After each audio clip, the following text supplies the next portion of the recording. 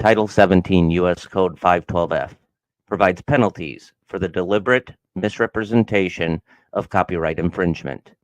The owners and authors of this video, the common denominator, and the Paramystic Broadcast Channel are a nonprofit 501c3 exempt organization and believes in good faith that it constitutes educational fair use, as per Title 17 U.S.C. 107. Persons, agencies, attorneys, and or social media algorithms filing a false or frivolous Digital Millennium Copyright Act complaint may be subject to civil liability. Warning: the following content may contain elements that are not suitable for some audiences. Accordingly, viewer discretion is advised.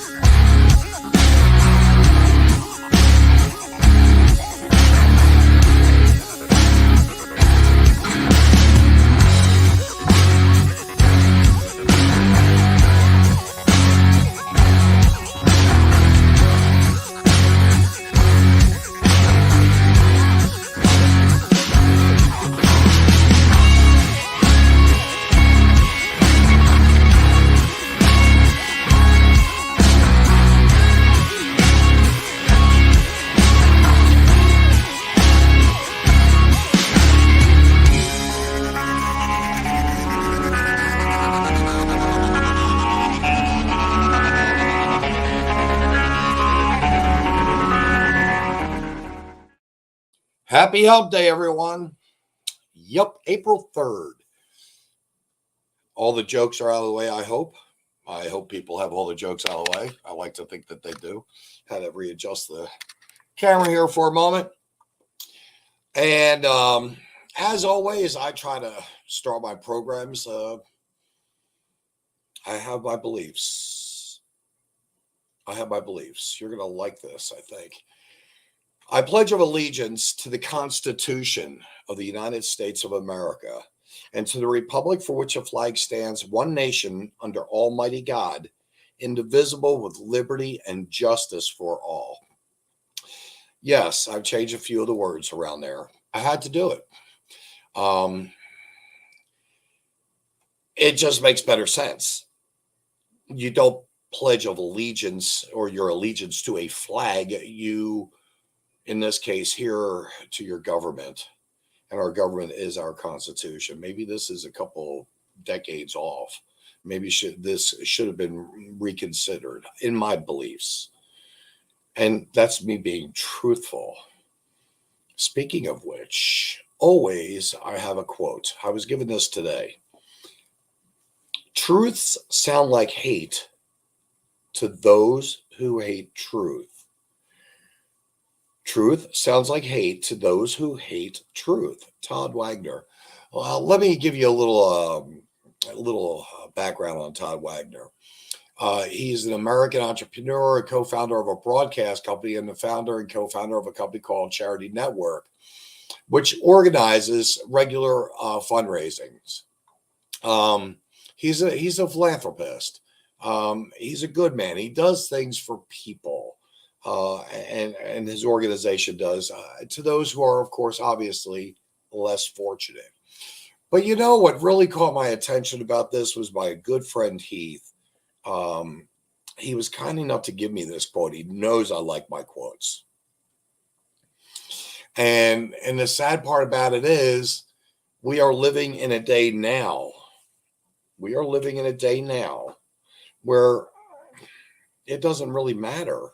We're lying to ourselves. Society is lying to itself. Why do I say this? I'm going to make the statement, the skies are blue with white clouds. How many of you would generally say that you see in the skies that they are blue with white clouds?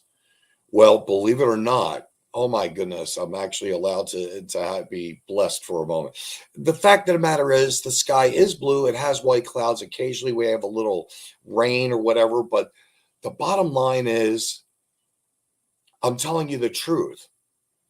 Now, if I turn around and say to you, well, the sky is green and the clouds are purple, you would know it's a lie because you could see it. So I asked at the last moment. I knew I was hoping that this would happen. I have a friend of mine that I've been working with for well over a year and a half, and I'm very proud to say he's a friend. In my opinion, he's a brother. I would do nearly anything for him. And he's going to join me on this. So, Heath, I'm going to bring you up right now.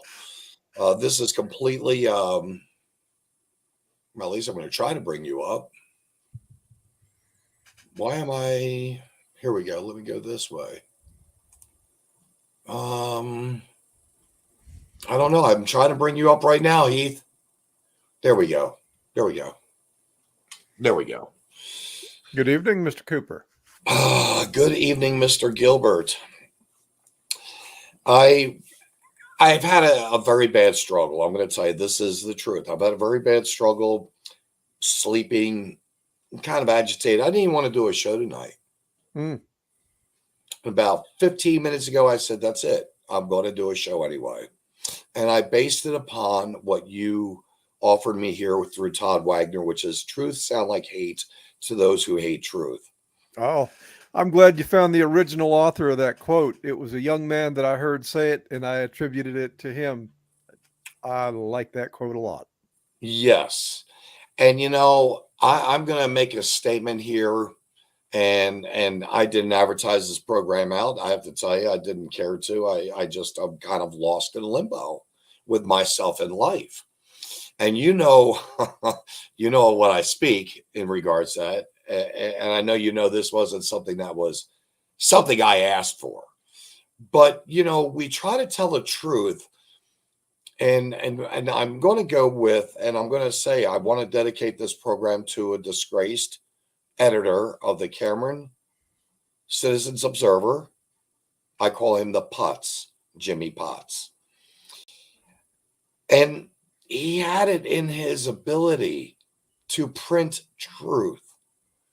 And he obviously did not, because people were misled by his,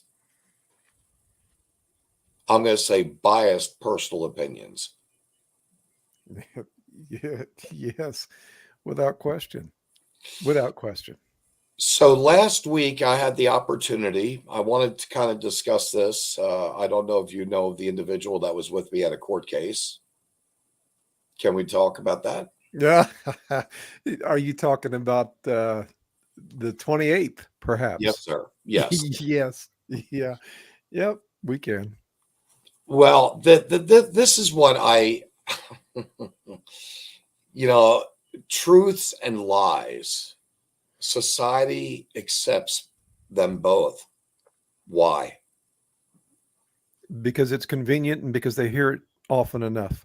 If it reinforces their belief, they're willing to believe something that they should otherwise know to be false. If it furthers the narrative and the things that they believe in, they're willing to accept it. So last week, you and I knew that Jimmy Potts had a court date for 4 infractions tickets. I think We it was saw more his than 4. bicycle. I think it was 6. He was arrested twice for driving without a license, driving without a registration, and no proof of insurance. So it would have been 6. He got arrested twice for those 3 things. Okay, so he's doubled down on them. But at one point, we had walked in and we saw his bicycle, and we both knew he couldn't have drove his bike 35 miles. Yes. Yeah. He's not in the physical condition to do so, even though it is, I think you said it was electric or gas powered or something. Yeah, it looks like he modified it, added the electric. There's a battery pack on it, and there's an electric motor that runs the chain. So it's it's not really a moped, but it's kind of like a moped. You can pedal it, or you can use the electricity to power it. And with the knowledge you know about that, is it possible he could have actually driven it or not? I don't know what the range is on them, and I suppose it is possible, but I'd spent a period of my life where I was a young man not making a lot of money. I used to ride a bike to work, and it was just 5 miles to get to work. And I was younger and probably in better physical condition than Jimmy. And even then, when I would ride those 5 miles, you could tell of course, I had to have a helmet back then, but my hair looked like it had been in a helmet, and my face was flushed because riding a bicycle, especially on something that's not level ground, which we don't have here, it requires a little exertion. He wasn't flushed in the face. He didn't look like he had been sweating. His clothes looked like they had just been ironed and were in good shape. And he didn't look like he had been riding a bike, not a bike for 35 miles. That would be the distance, by the way, from his home in Cameron to Plattsburgh. Okay. So we're just laying this out for you folks. We saw his bicycle chained to the lamp, and we both entered the court because we were so interested in hearing what was going to go on. But we were informed earlier that day, 150 people she had, cases that she was going to talk to. Right. Hey, Godfather, what's going on? Heath, that's a shout out to you. So it was going to take a minute, but at the same time, there was a point in the courtroom where you turned to me, and it was like I was thinking about it, and we connected. Yeah. And I said, I'm going out the door to go look for his car. And Yeah. you said, right on. So I may have missed something in the courtroom. It would have been horrible if I did, but I did search, and I found the car. And I notified the police. I took pictures of it, notified the police. I felt it was parked too close to a stop sign. I knew it was partially on private property. And I talked to this officer. In fact, I'm just going to call him the old man because I did look at the video for his name, but That's wasn't what he called himself. Yes. Yes, he's the old man of the police department. So I did speak with him briefly and said, hey, the car's illegally parked. I think it should be towed. He's in the courtroom right now. And I gave him all that lowdown. And then I went into the courtroom and I had to talk to the clerk to ask for a recess, technically, to talk to the judge and let her know what I had found. The address where the intersection where the car was parked. The car was there, license plate number, pictures, whole 9 yards. And then she came back into the courtroom and proceeded with the other people until she got to him, at which point in time I had been told to stand up when she called out his name. So she could possibly consider allowing me to address the courtroom. And I would say he's kind of I don't want to say a slug, but he's not a very brisk walker for the better part. But when he was called up to the stand, he just kind of moseyed on up there. But when she said bye to him, that he may go, I would say he was like a bolt of lightning, wouldn't you? He was in a hurry for some reason. Yeah, he was. So she did ask me and allow me to speak. And I told her that he had, in fact, it is suspect to me, that he had brought his bicycle in his car, drove and parked it 6 blocks away, and drove his bicycle to the courthouse as if he drove all the way from Cameron. And so I let her know the whereabouts of whole 9 yards, and we left. And she took some notes. We were under the impression, by the way, so was she. I had said that I was hoping that the police may, in fact, tow the car. They didn't. Hey, Vincent, may I ask something real quick? Sure. I wasn't here at the beginning of the show. Did you explain why he was in court and the circumstances under which he should not be driving? No, not in full, not at all. May I? Yes, please. Okay. So this fellow who likes to use the paper, he was a former editor, likes to use the paper to push an agenda. He likes to refer to himself as a pillar of the community, and he has a lengthy, colorful criminal history, and he was apparently ineligible in the state of Missouri to get a driver's license because he has unsettled matters in another state that's in the compact with the state of Missouri. And if you don't have your driving infraction settled in that state, you are ineligible in the state of Missouri, where he resided until apparently today, to get a driver's license. So in December, he got caught driving a vehicle. He did not have insurance for the vehicle. The vehicle, I believe the registration had expired about 4 years prior. So the vehicle hadn't been registered in 4 years, and he didn't have a driver's license. They arrested him on that day for those charges because he's a repeat offender. He keeps doing these things. So he posted bail, he got out, and he was given a court date for March 28th, I think was the date we were there. Less than a month later, or about a month later, he got arrested a second time while he is still waiting for his original court date for driving while suspended, not having a license, no registration, no proof of insurance. He got arrested a second time. So on March 28th, the date that he has court for being in trouble for being arrested twice, no license, no registration, no proof of insurance, he gets in that same car that is still not registered. It still is not insured. He still doesn't have a driver's license, and he drives himself to court to answer for the 2 times that he has been arrested for the very thing that he was doing that day. You know, the thing that I wanted to lead up to this, and I think that you've got, I believe you may have my back on this, because we hadn't even really discussed it in any further detail other than that few moments that I drove you back to your vehicle. But at one point, the police officers did in fact show up, and the one officer made it sound as if I was harassing him. He was trying to make that case, yes. He was trying to get you to incriminate yourself. He didn't ask why you believed that the vehicle didn't have a current registration, why you thought that he was driving without a license. He didn't ask any of those things. He went immediately to, are you harassing this man? So, No, what did he ask? Is this a you have vendetta? A Right. vendetta. Is this a vendetta? Yeah. He didn't do anything about that. You made a criminal complaint. You called the police to make a report. I believe that this is a violation of law.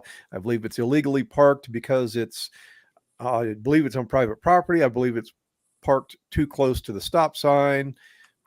Doesn't have registration, doesn't have current plates, doesn't have insurance, and the guy driving it doesn't have a driver's license. He didn't ask any of those questions. He wanted to hook you up, not the man that the pillar of the community. Perhaps it's because you're not a pillar of the community. He wanted a piece of you because you're not a pillar of the community like Mr. Jimmy Potts. And really, Heath, and I think you would be in agreement with me of knowing why I said this to the police officer, which is it's a public service announcement. It's a public service awareness. And I even made this statement to that officer. If he is on the road, goes through a stop sign, and God forbid hits a car that your wife is operating with your children in it and kills someone, how are you going to feel about that? Yeah. And he never even answered. No, he was the editor of the paper, and he was at a school board meeting. I think it was December 16th. So he had been arrested, had posted a bond, was out, and I saw him at the board meeting, and I asked him about it. I said, Jimmy, did you get that little incident taken care of? And are you going to be driving soon? He said, oh, I'll be driving tomorrow. And when he indicated to me that he had it taken care of, I thought he'd been to court. I thought he had a driver's license again. He didn't, but he admitted that I will be driving my car tomorrow. And so how many blatant disregard and respect for the law. And you're absolutely right. He doesn't have insurance. That's why my liability or my uninsured motorist vehicle insurance is so high, because of people like that. And that's reflective of everything, even, and I don't want to get too far off the topic, but when you go to the convenience store and say, wow, it's $3 at the convenience store in the suburbs, it's $3, it's $5 at the convenience store in certain areas of town, that's because the criminals steal so much, they've got to offset their prices. And again, this is offsetting our prices for our car automobile insurance. This is what criminals do to our society. And you know, I've made mistakes in my life before. I know that I have allowed insurance to lapse on my vehicle, but it wasn't deliberate. The choices that he is making, he is choosing deliberately to drive without insurance, to drive without a license, and to not register the vehicle. I don't know what has caused him to not be able to get a license. I don't know the answer to that, but he knows he can't get a license. He knows that he can't register the vehicle. He knows that he cannot get insurance, and he's doing it anyway. Absolute blatant disregard for anybody except for himself. Well, you know, the thing is, it's people that make up and who live their lifestyles like this. In this case here, he's lying to not only us, he's lied to the courts. I don't know what the judge is going to do to him in the long run. I would like to think of the expression, throw the book at him. What is the book and how much weight does that have anymore? Right. Especially when you've got a law enforcement agent that really wanted a chunk of me. And I'm like, wait a minute, I'm giving you a guy. Why do you want me? Right. And honestly, the judge, it blew my mind that you were not on the docket. You had nothing to do with what was going on there, but you had seen that Jimmy had drove to his court case. And when the judge found out about it, she wanted it. I can't speak for the judge. She didn't say this, but it appeared to me that she wanted you to have the opportunity to stand up and to be able to tell her in an official capacity that this pillar of the community had driven to court while coming to court for all of those things and still hadn't had any of it resolved. She wanted to be able to have the opportunity to enter it into the public record that the man that is arrested twice in 4 months for driving and breaking the law did that very thing on that very day. And I think that she even asked about, is the car going to get towed? It sounded like she felt that would be appropriate. And she asked, did you call the police, correct? Yes. Right. And they should have towed it. I mean, the car had no registrations proper. That in and of itself gives law enforcement a reason to tow a car. I can't speak to their city, but the city of Cameron that I spend the majority of my time in, if your vehicle isn't registered, even if it's parked in your own driveway, they can ticket you for it. If it's out on the street and the registration is expired, they can tow it. So I wonder, was Jimmy possibly such a pillar of the community that this cop knew him so well and thought so highly of him, henceforth with me trying to do a good deed, and by the way, let no good deed go unpunished, the cop was trying to handcuff me, is what I'm saying, and berate me or charge me, whatever. Is that a possibility? I wonder why they didn't go for and I just say it like this, easy money. To me, I honestly felt that could it be possible? Yes. I suspect it's something more along the lines of you were interrupting his coffee break, or he had something else that was going on and he was just irritated. He felt that it was, I don't know, not that it's not important, but of all the things to call the police for, he's wanting, I don't know, Vincent. I've never met the man before. I honestly don't even remember his name. I just remember his behavior and his attitude. And the moment that somebody else was on scene, when that sheriff showed up, his attitude switched 180 degrees, and he went from being belligerent and trying to accuse us of wrongdoing to, okay, we're going to look into the car now. Yeah. The moment that deputy pulled up, his demeanor completely changed. Yeah. And he actually then did call the plates in. Yes. Yes.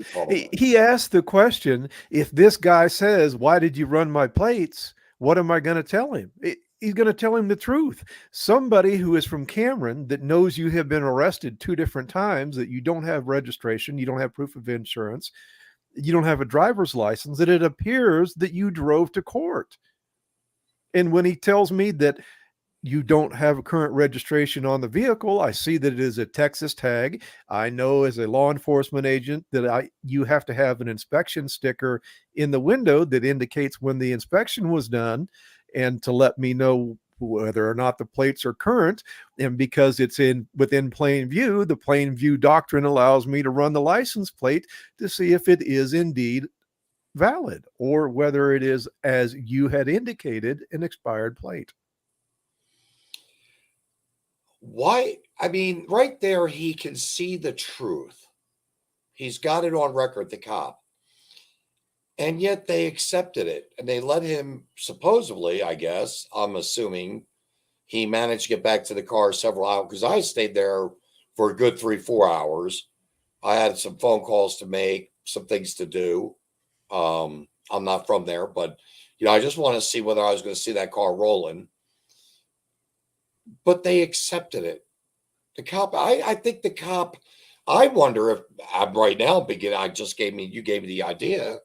I'm thinking about calling the judge up and saying, guess what, by the way, we could have had the car towed, but the cop let him drive it away and packed it on the back of a U-Haul truck within less than 1 week. And he has now moved into another state with the car in tow.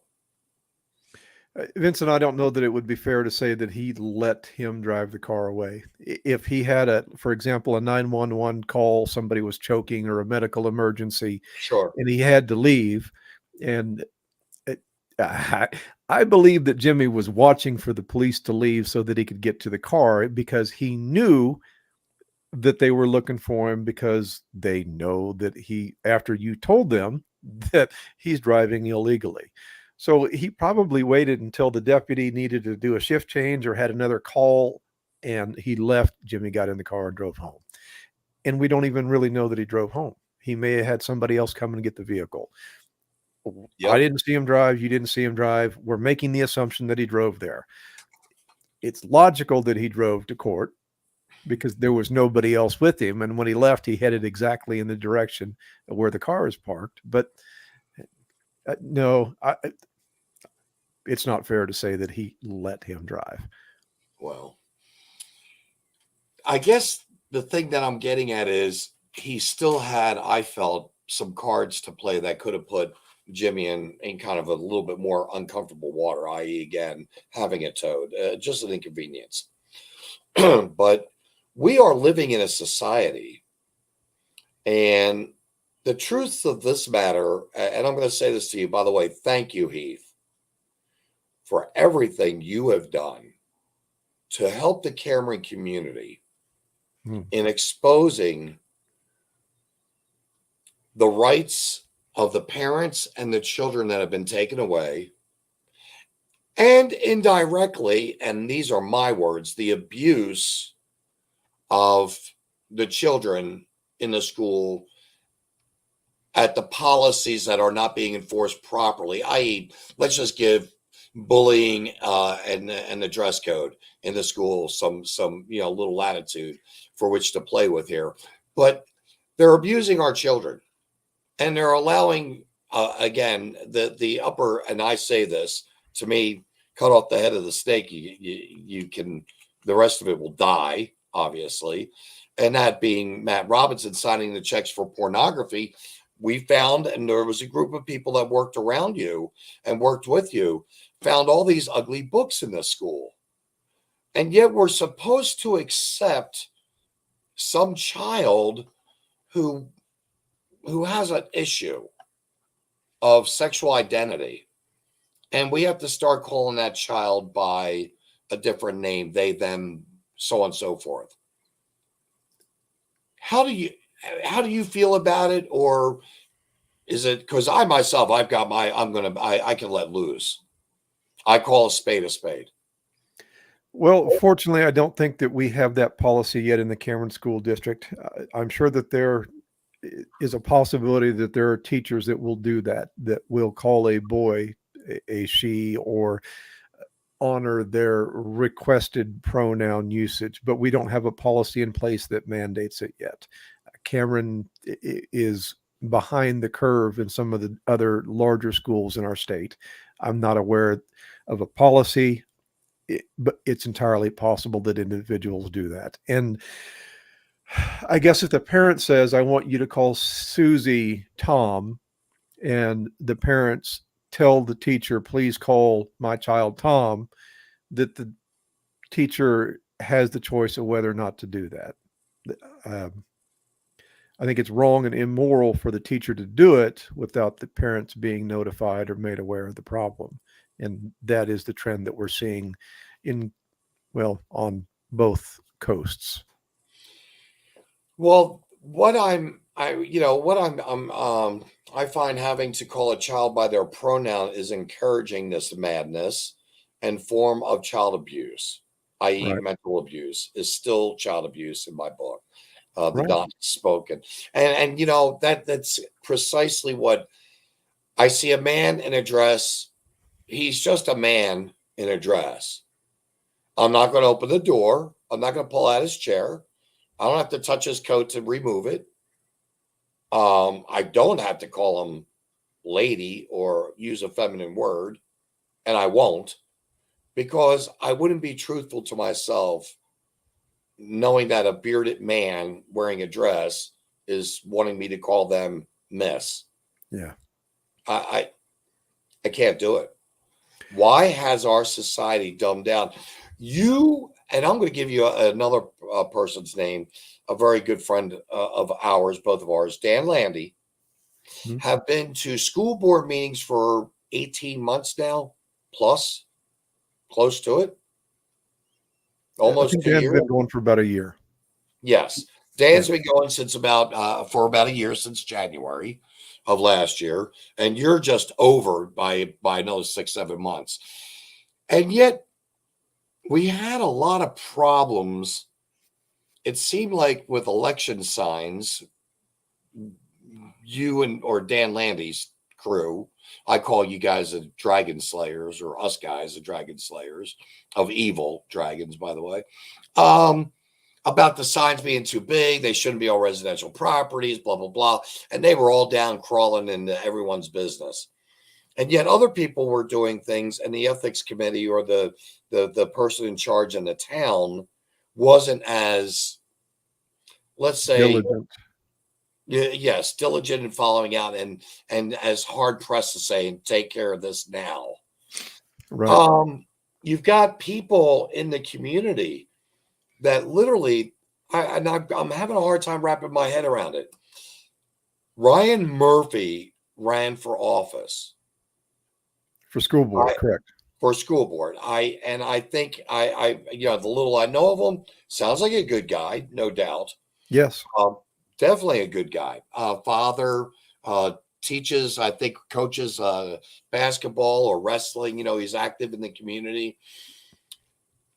And yet you've got a man like Dan Landy who has assisted you in exposing and in the investigation of facts against the school board. Not that you guys are trying to look and pick for fights. You guys are just bringing out what's the obvious, saying it's going downhill. And yet Dan, who also ran and has much more notoriety within the community, this young man, Ryan Murphy, actually beat him. By a large margin. Yeah, he sure did. Never heard the man's name until literally a month ago. Right. And is it really just a popularity contest? Oh, without a question. It is, in this little town, it is absolutely a popularity contest. Dan also ran for school board. For those that don't know, he was one of 6 people that ran. And Dan made videos talking about the problems that he sees in the district, ideas on how to resolve those problems. He talked about the bullying that's going on in our schools. The bullying is horrible. It's out of control. He talked about that and ideas on addressing it and trying to get it under control. He talked about the GPA, the grade level proficiency. Only 40% of the kids in the Cameron School District out of 1,600 kids. So only 40% of them are grade level proficient in reading. And this is a new stat for you. This is going to blow your mind. In the 2015 school year, the grade level proficiency for the Cameron School District in reading, take a wild guess at what it was. I'm going to hope to say it was like 85%? 70%. 70%. Yes. So in less than 10 years, it was 70%. And 10 years later, it's almost cut in half. Yeah, it's dropped 30%. And this would be Matt Robinson, superintendent, who actually received a raise. Yes, he sure did. Yep. So the worse you are at your occupation, i.e., in this case, for example, a school superintendent, you get more money. That whole thing, honestly, we could talk for an hour just on that. Yes. Yeah. But the point that I was trying to make is that Dan was stating positions and things that he believes needs to be addressed in the school district. The book issue that I've talked with you before here is just one of those topics. He had a number of topics that are of concern, and he has ideas on how to change them. He shared that with the community, and he was absolutely pilloried for being mean. He says things that are mean. And Mr. Murphy, again, by all accounts, he's an amazing man. He volunteers for the community. He's very active in his church. He volunteers at his church. He works for a local company. He has been in the community for a long time. Truly, he sounds like a wonderful man. But he did not share a single concern about what's going on within the Cameron School District. He didn't have anything that he stated that he wanted to be addressed. Dan did. And the community knows that they're a problem, like the drugs. There's a real drug issue in the high school. We know that it's a problem. The parents and the teachers know that the bullying is a major problem in our school. Dan says, I want to address these things. And the guy that takes no stance, that doesn't take a position on anything, gets almost 4 times the amount of votes. It's a popularity contest. It was easy for everybody to like him because he didn't say anything bad about the Sacred School District. Even if it's true, Dan did not say anything that's not true. Correct. Dan exposed truths, and they didn't want to hear it. The community didn't want to hear it. Right. And you just now blew. Yes, you're absolutely correct. You just now blew my mind. I was hopeful, thinking it might have been like 80 or 85%, but still, to just be at only a 70% level is kind of amazing to me, because out here you would think that the students had better opportunities, better family values. You don't have the and I'm going to say it like this, the craziness of the inner city.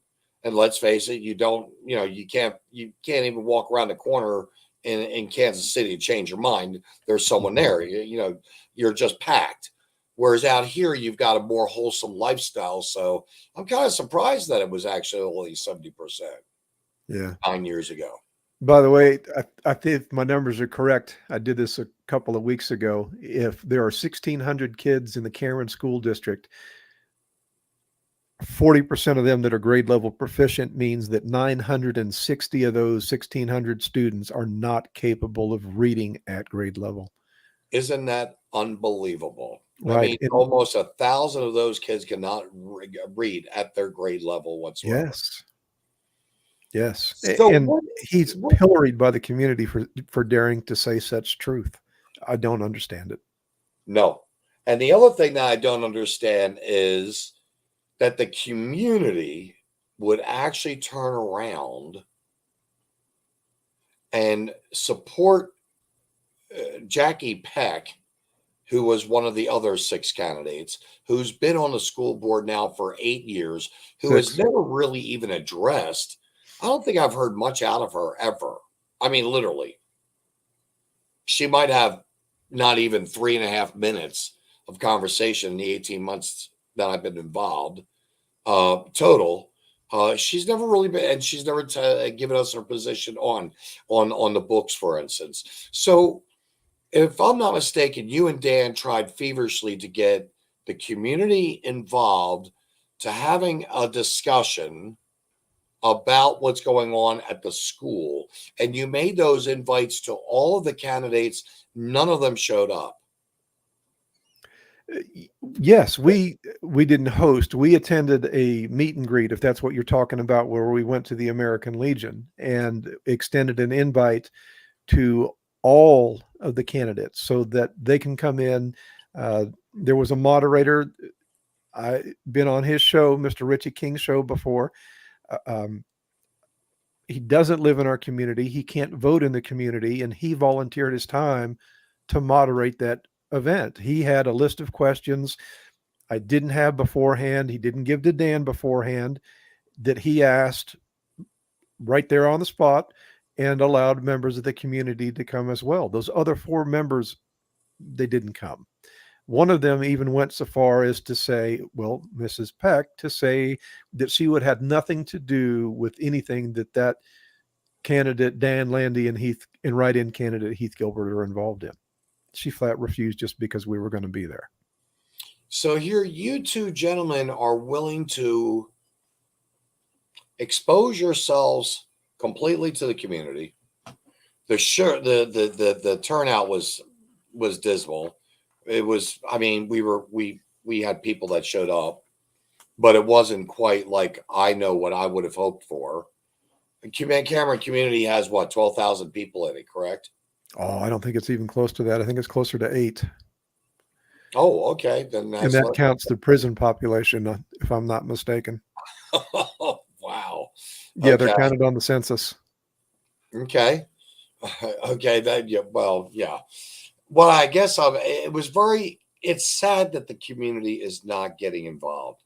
And 10, 15, 20 years from now, when we're closer, I should be dead by then, I would think. You'll be not far on my heels, young man. Hopefully in a better world. I'm going to a better place. I'm sure. I'm trying for that anyway. We're going to be our society is just declining. It's declining. It's getting worse. And I don't know how to say it any other way, but if it's bad like this right now, can you only imagine what it's going to be like literally in another 100 years? If it continues this way, I don't know that we'll make it another 100 years. There has to be a change. What is it? We're borrowing $1 trillion every 100 days. We cannot continue this way. We won't be around in 100 years if we don't see change. We're not going to make it. Well, at least, and not still be the United States of America that you and I know. Well, let me say this about the quote that I opened up with. Truth sound like hate to those who hate the truth. Why is the fact that people are really hating the truth? Why? Vincent, I don't understand it. Truly, I don't understand it. And I have seen a lot of it, unfortunately, over the last couple of months. Iran is a write-in candidate. They announced that they were going to do a debate, and I thought, hey, here's an excellent opportunity for me to get in on the discussion and try to further move the goalpost here on what we're doing within the district. So I ran as a write-in candidate. And after announcing that I was a write-in candidate, I have seen a lot of that hate. I've been accused of hatred. One of the things that I was accused of hatred that absolutely blows my mind is a woman stood up and read a position paper from the Parent Teachers Association. And I mentioned the woman's name, which is not a secret because it was done at a public meeting, and she was required to state her name before she could speak to the Board of Education, and that she read the position paper of the PTA. And I showed the document that she read from, and I highlighted a portion of it that talked about, what was it? Human sexuality, gender identity, and sexual health. The PTA supports books for the curriculum and in the library that include those topics.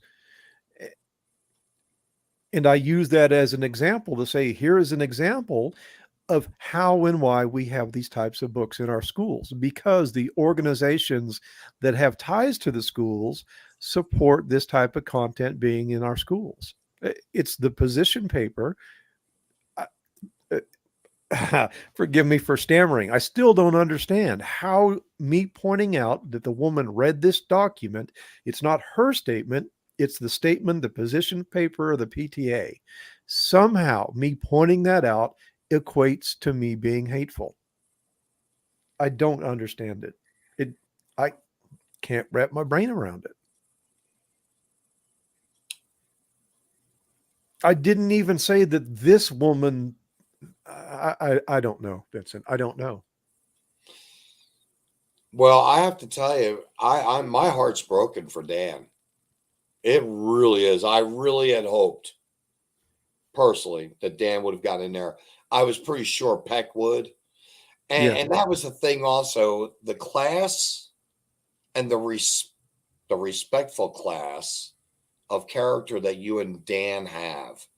Neither of you tried to cast any negative characteristics on the other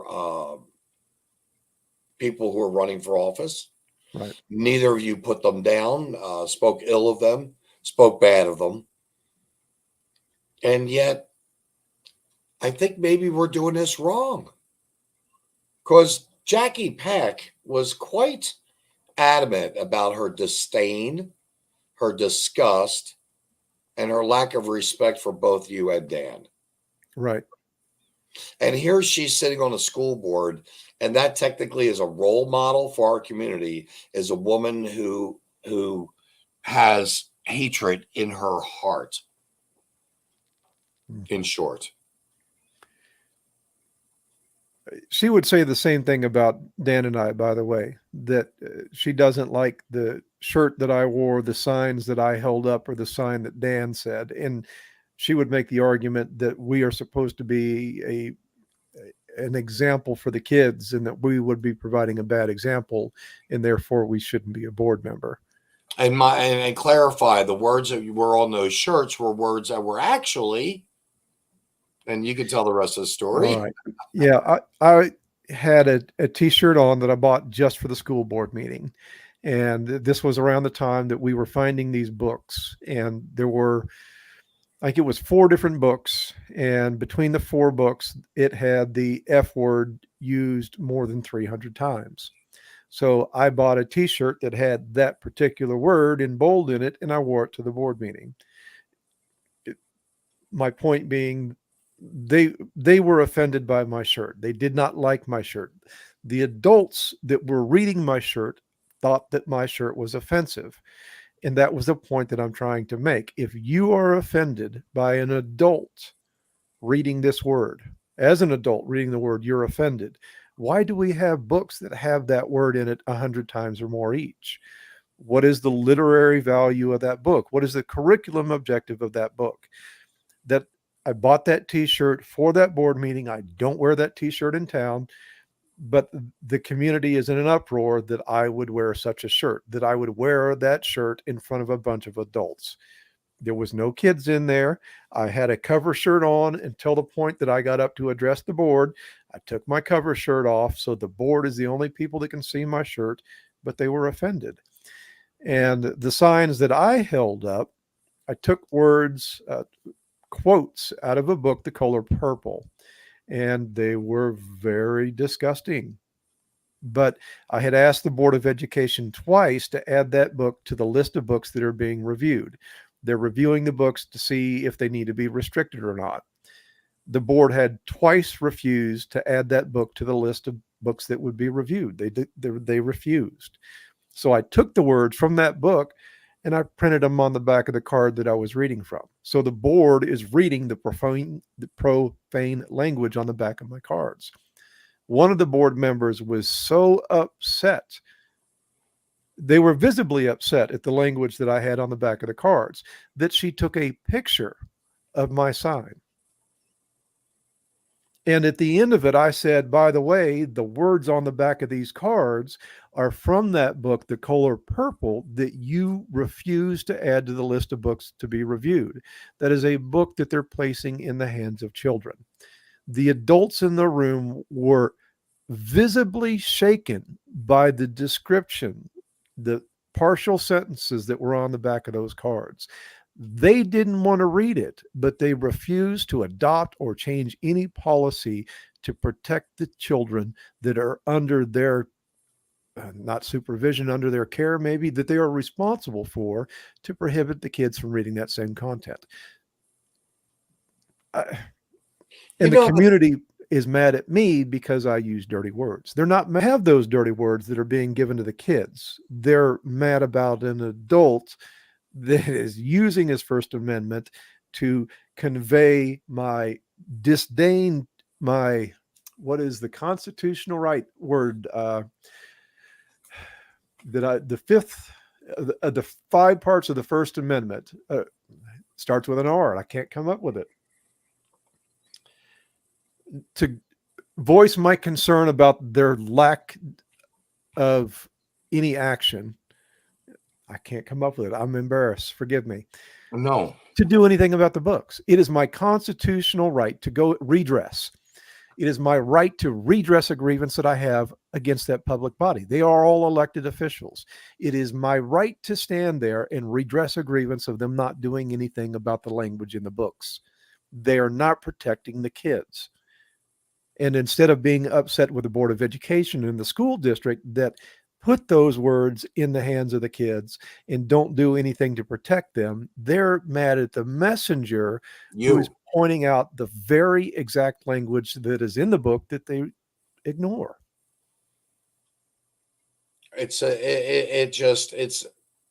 I wanted to say it's a vicious cycle, but it's not a vicious cycle. It's just a way of thinking here. It's literally their way of thinking. And they call me mean for doing that, Vincent.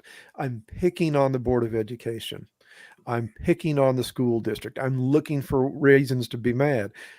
Well, I guess I kind of am, because I'm going in and I'm finding the books that have that type of language. So I am looking for reasons to be mad, but it's not because it's not just. It's because they refuse to look for the books that have that type of language. They refuse. Right. And if they're not going to do it, somebody has to. So we are. Well, one of their reasonings for, I believe, one of their reasonings, and I'm pretty spot on, I think. They say, well, they can look the books up, or they can look the books up on their telephone, or they can get into a computer, blah, blah, blah, blah, blah. And I understand all that. Recently, just as within the past, I'd say almost month, Ron DeSantis with the state legislature of Florida, they've turned around and placed caps and told parents, you know what? You're going to be responsible for the content that's on the kids' telephones and on their computers. In other words, leaving it up to the parents to have that full reign. It's sad that government has to get that far into your life. That common sense doesn't play a factor. That's my opinion. Yeah. Because uncles will share it with their nephews. I mean, not that I ever had an uncle that shared pornography, the centerfold of Playboy with me. Wish I did when I was growing up, of course. It was like, gold. But that was then, it's like, I don't know. I just don't think that it should be in the hands of these kids. And now states are beginning to even go one step further. I just heard on the news that some parents are going to be held accountable for their 10, 11, 12-year-olds that are running the streets, that are carjacking. Oh my gosh. They're the walls are, the pendulum, as they say, is swinging, is really beginning to swing to the other side, I believe. I just don't know if it's too late. I don't know if it's too late, Heath. I don't understand what's going on in our society, Vincent. It's a decline, and I don't like seeing it. Well, I was on the phone with my with a ex-girlfriend 35 years ago. Tammy and I still speak. And she's like, well, Vincent, what can you do about it? They're not learning anything in school. And I think one of the biggest topics of learning that's important is what's called history. And it seems like every 300 to 400 years, when you've got like the Greece, you had Romans, empires, there's always that big change of it's the demise of the society. It's a dumbing down of society. Gosh, I wish I had figured out a way of saving Jason Whitlock, but it's true. People nowadays, rappers can't write normal sentences. They use phrases like cap the pig, and technically cap the pig is street lingo. We know what that means, but it's degenerating the words. It's not making the words. It's not making the best out of our academia, of our society and communities across the board. In other words, people aren't learning to read. They're not like you just said, 40% of our kids, and yet they're more interested in sports. Explain to me if you had the opportunity to have been on the school board, how that would have had a different approach. Okay. One of the concerns that we have in the Cameron School District is we do not believe that the education is being made the priority. And our statistic that we shared that 40% of the kids, or not only 40% of the kids, can read at grade level.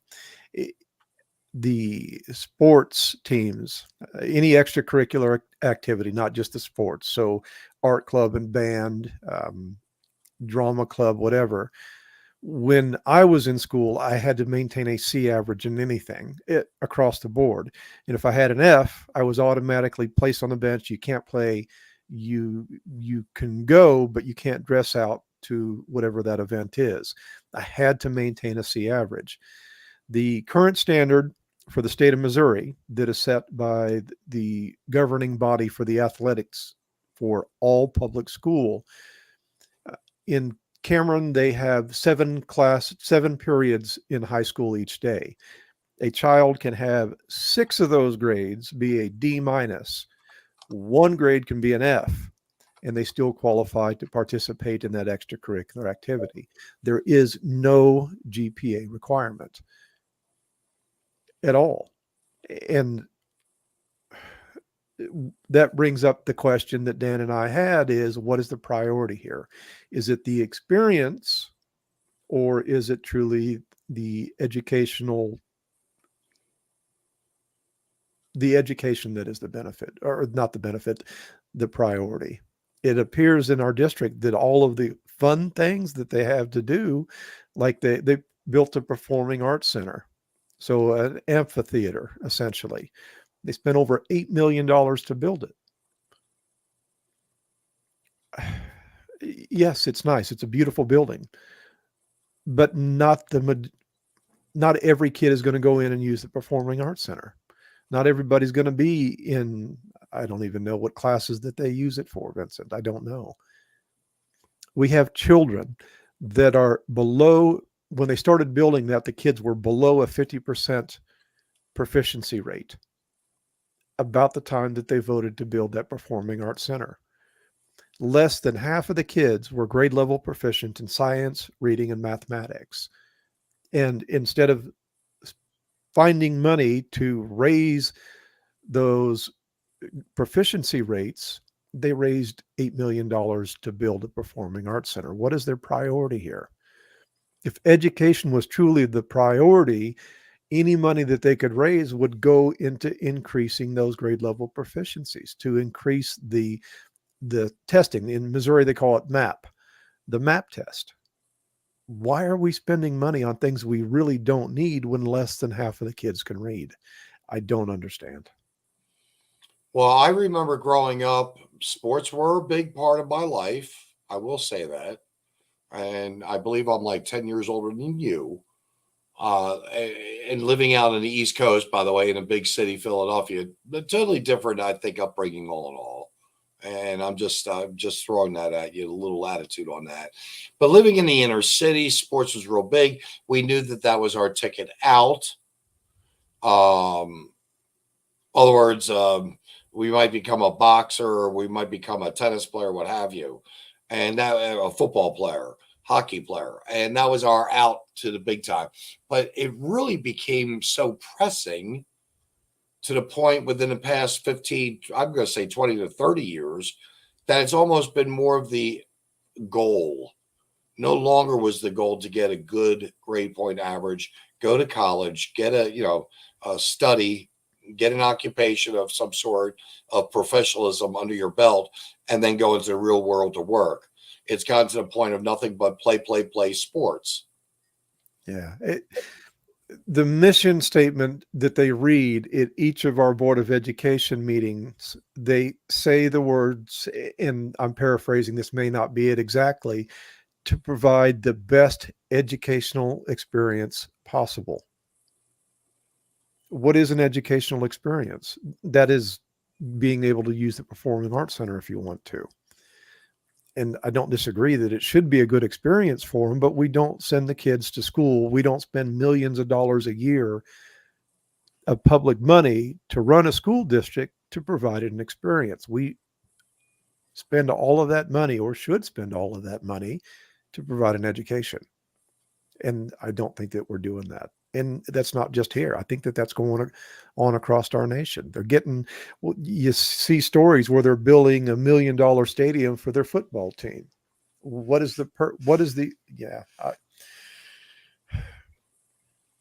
I'm concerned about the education in the United States, and Missouri's not the only one that has subpar numbers when it comes to grade level proficiencies. What is our priority here? Is it the education or is it the sports?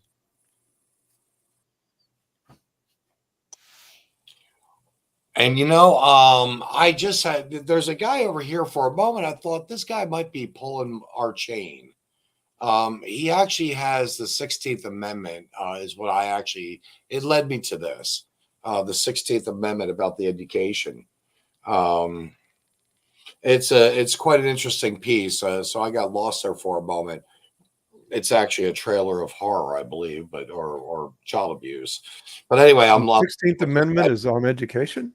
What's that? The 16th Amendment is education?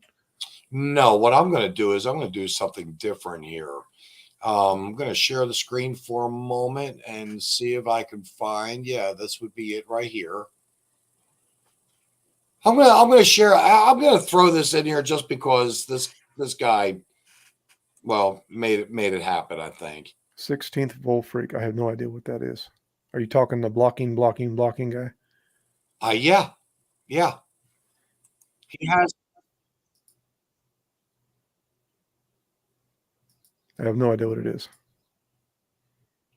Congress the power to establish and collect federal income taxes. It says, the Congress shall have the power to lay and collect taxes on incomes from whatever source derived, without apportionment among the several states, and without regard to any census or enumeration. Prior to the 16th Amendment, which was ratified on February 3rd, 1913, the Supreme Court had held in Pollock v. Farmers Loan and Trust Company, 1895, that income tax was a direct tax. Article 1 of the Constitution requires that direct taxes be divided among the states according to population, or apportioned, regardless of how much that particular state had contributed to the tax itself. The 16th Amendment released the government from this apportionment requirement for income taxes. The 16th Amendment resulted in a big change in how the national government was funded. Prior to the amendment, the source of most of the national government's income was through taxes on goods and services. Today, individual federal income taxes make up slightly more than 50% of the national government's total income. That's all for today's podcast, 60 Second Civics, where civic education only takes a minute. So this guy had me on this 16th Volt Freak or whatever it was. I saw the 16th Amendment, and yes, you're correct. It wasn't about the education, but when I saw that ship, and I'm thinking, wow, with that ship that hit the bay, we're screwed. That whole area of Baltimore screwed for the next, I don't know, how many years is it going to take to build that bridge? Oh, I don't even know. Clean the wreckage alone is going to take probably close to, I'd say 6 months anyway, to a year, I would think. I may be wrong. But just like that ship that hit that, we're sinking. Our country is sinking. And with that money that they were actually talking about, the income tax there, we should allow parents. We should give tax money back to parents who want to privatize school, charter school, homeschool. Because public school is not doing it. Because all of the unions, education is a massive, massive moneymaker for so many different people. Just in the state of Missouri, I believe they spend more than $1 billion a year for education just here. It's a massive industry. There's so much money to be made, and they don't want to lose the monopoly of the private education or the public education system, because if you put it in private hands, you force them to compete, they're not going to be able to unionize, or have the teachers unions are going to lose their money because excuse me, in a private school, they're not going to unionize the teachers. In a parochial school, they're not going to unionize the teachers. I really think it's just the union influence that is holding on to this so desperately. All of the state level standardized testing. Most states have their own standardized testing that they do at the end of the year to evaluate where the kids stand. That's a moneymaker. It's huge. It's a massive moneymaker for these companies that offer those services. I really think that is why there's such a pushback to protect the public school system.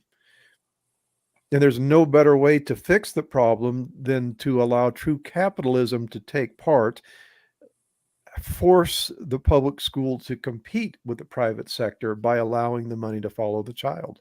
That would fix the education system, or it would put the public school out of business.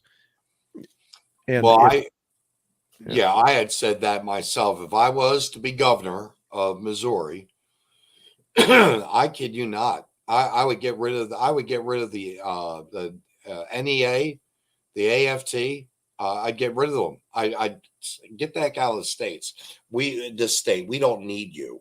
What we need are people who do care about, and there are teachers that care about the education of these children.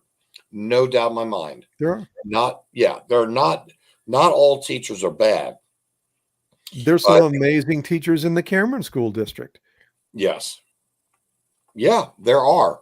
And their hearts are in the right places, but they're slowly being, and I'm just going to say it like this, it's almost like I feel like they're slowly being brainwashed and conditioned. They're so used to, no, you can't think like that. You got to think like this. Okay, fine. And then they say, well, that fits into our program better. They don't teach the kids how to think. They teach them what to think. Yeah.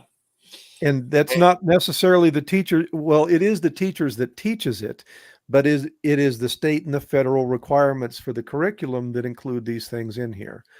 And who is it? Oh, doggone it. The oil tycoon out of New York, Rockefellers. I think it was the Rockefellers that said, when they talked about the public education system, they want people to be educated to be workers. They don't want them to be independent thinkers. They want people that'll come to work for them and make them money. And that is the education system that we see today. They don't teach these kids to be entrepreneurs. They don't teach these kids to think critically. They put a book in front of them. They do rote memorization of facts, dates that are important. They can't explain to you why those things are important. They just know the dates. It's a sad state, Vincent. I dislike it. You know, I'm sitting for a moment. There were a couple things you made me think about, and they went real quick. The unions, unionization of America during the Industrial Revolution, the late 1800s into the 1900s. That was socialism. That was a touch of socialism. Oh, we're here for you people. You know, we're the Democratic Party. We're here for the local union people. Mm-hmm. And people got so, I want to say they just got so used. Okay, we go to work from Tuesday to Saturday, 6 in the morning to 6 at night, blah, blah, blah. The detachment of the lack of family interaction, the meals, the socializing. And you and I actually experienced that for a moment at the Passion Church, going through the 33 program. And so this is where we're at today, because maybe I was a problem child all my life to begin with, Heath, because I always independently thought, well, if I do it this way, you know, I can get something done, do it quicker or whatever, get my buck and get out of the yard faster. But they don't want these kids to think. And I watched a piece earlier. I don't know when it was done. Joe Rogan was interviewing Elon Musk. Elon Musk, by the way, is fairly much a big non-supporter of AI. That's an understatement, Vincent. The Mars program to establish a settlement on Mars is because he believes that AI is going to kill every human on the earth. Yeah. Thank you for making that point. It is an understatement, because he absolutely thinks that we should have taken that much slower. And really, when you get down to it, how many other things could we have taken a little bit slower? If society around the world, and I'm saying instead of this climate, hey, let's do a climate organization of climate change. No, why don't we step back, take all the phones away, go back to landlines? Why don't we look at the computer and say, you know what? It's only on. There was a time when, and I think you remember this. There was a time that TV shut down from like 12 o'clock at night till 6 o'clock in the morning. Nothing was on. Yes, nothing was on. Nothing. And they've conditioned us, and now it's just literally we've turned into a grind. That's what we are. We're like a grind. And I think that grind has really made people very selfish across the board. Not everyone, but a bulk of society. Very overprotective, very selfish, very self-centered. We worry about, really very few things outside of our world. And you look at like with Trump just now using the new phrase, which of course I've been saying this anyway, the border bloodbath. Oh, this, yeah. I mean, people don't realize we've got a little community that we have our eyes on, you and I. We don't even have the time to think about what's happening in Texas. And I'll just leave it there. But we've got this change in our society that's going to hit us so quick from the amounts of people that have come here from other countries. God only knows what for. Some of these people have already started murdering young women, men, stealing cars, robbing. Our judicial system is broken down so bad. We're hoping for a shark's bite teeth. I myself am anyway. Out of this judge in Plattsburgh on Jimmy the Potts. I would love for her to have the shark's bite. I don't know if she will. And then you look at a cop for a moment that I'm making a public service announcement to protect people. And he say, oh, this is personal. It doesn't matter if it's personal. He's more upset with you than the man that's breaking the law. Yes. Do your job. How dare you report somebody that is willfully and deliberately a multiple time offender of that particular law? He had no interest in it. He was more upset that you called and reported it. So right there, it falls in the lines with the truths and the lies. Why do you want to take a good person and say, hey, I'm going to throw a charge on you for harassment, or however he was going to try to twist that, and not take care of the business at hand?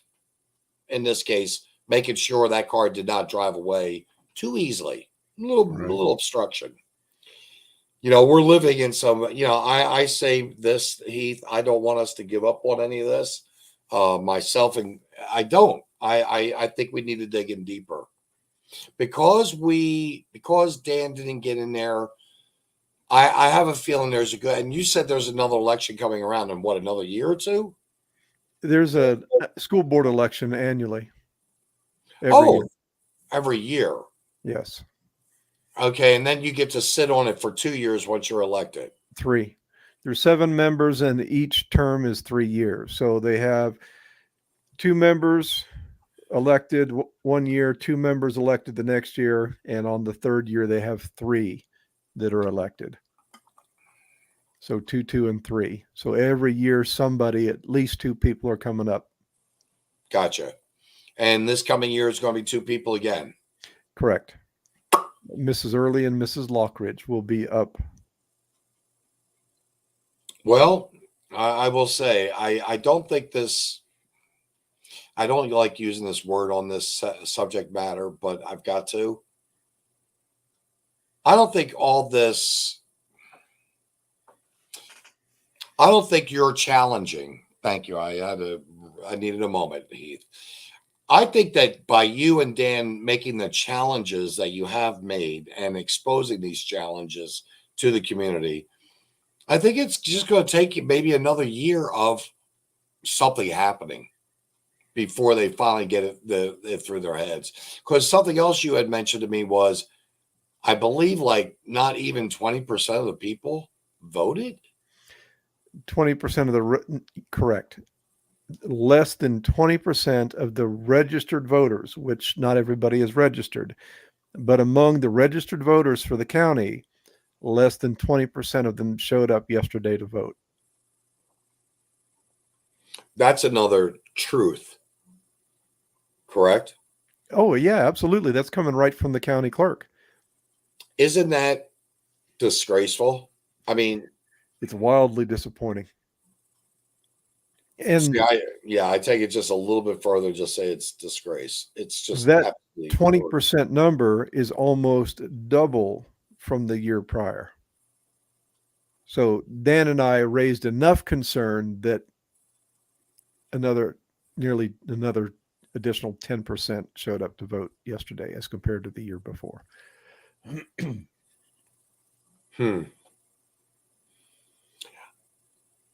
Parents have got to realize in this community that the wool has been pulled over their eyes, and not everything they're hearing and seeing is necessarily true.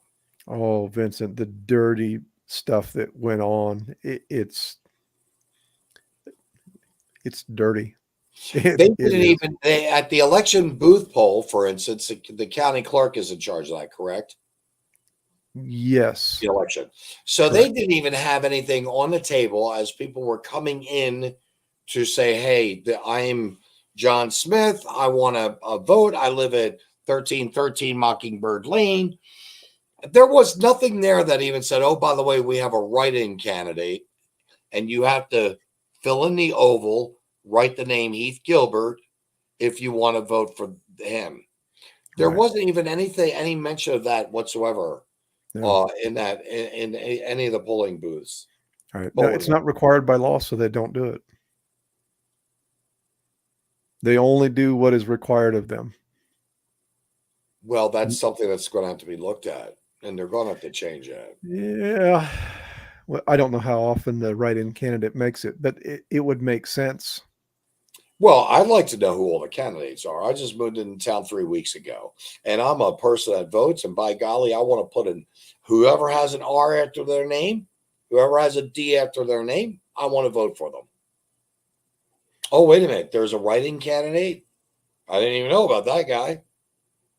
It's little things like that, and I'm going to say irk me. Something else that irked me, and tell me if I'm wrong, please. In Kidder at the voting poll for the Cameron School District school board elections, in Kidder, the retired minister of faith, Dan Kirscher, was actually one of the judges. And he's on his way out of the school board after sitting on it for, I don't know how long he's been on there. 6 or 8 years, I think. What's that? 6 or 8 years, I believe. He's been on there long enough to know. Personally, I just don't think that was a proper place for him to be as a judge for that particular type of election. If it was a state election, I'd say yes. State representative election going on, yeah. If it was county commissioners, I'd say yeah. But that's a little close to home. Yeah, you could possibly make the argument that it's a conflict of interest, particularly because he has been vocal against Dan and I. And Dan and I are both on the ballot. And it wasn't just the school board. There were other matters that were on that ballot too. But yeah, I don't know any of the election laws. I don't know. I'm assuming that it is legitimate that he can do it, but yeah, I don't know. Well, I will be getting a letter together shortly in the next couple of days, as always, before I send anything out. Try to have several friends of mine review them, you being one.